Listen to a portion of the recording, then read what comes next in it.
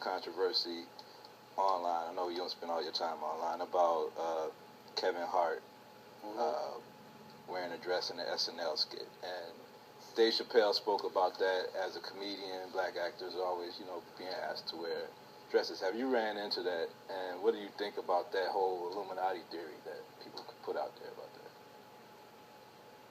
Well,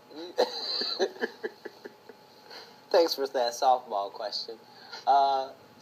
It's two answers. First of all, let's be very, very clear.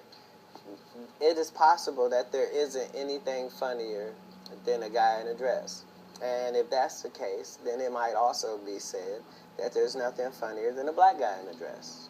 Okay, well, I watched all of my friends throughout my entire life be able to dunk a basketball, but not me.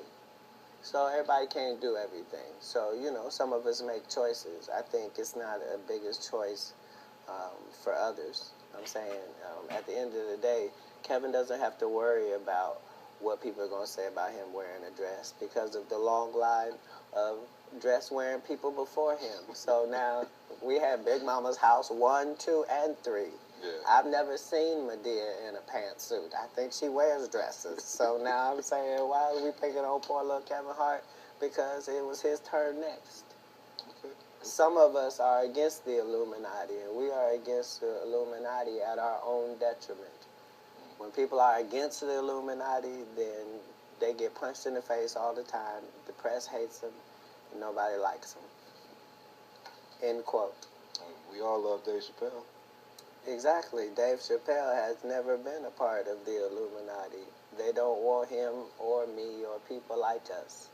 Yeah. But now, it's not necessary for us to stir up that hornet's nest unless we intend to get stung 1,000,000 times. I didn't understand that. They had to sting me 1,000,000 times.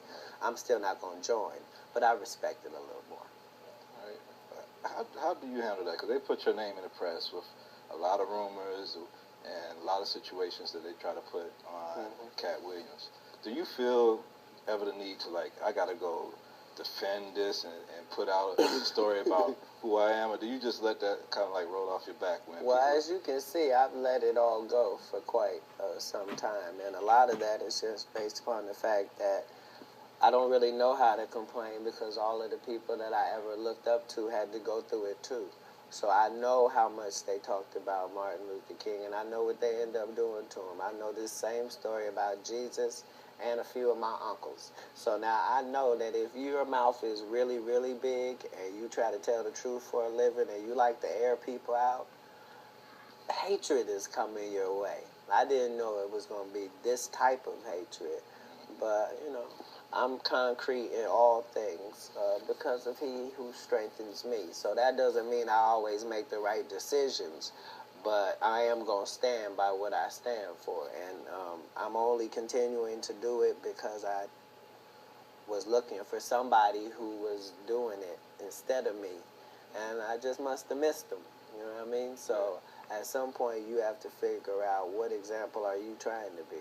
If it's just going to be you going to make it and live happily ever after and go off into the sunset, then that's what that is. Otherwise, you're on the front line of this battle. And those of us who understand that this is a part of what comes with it.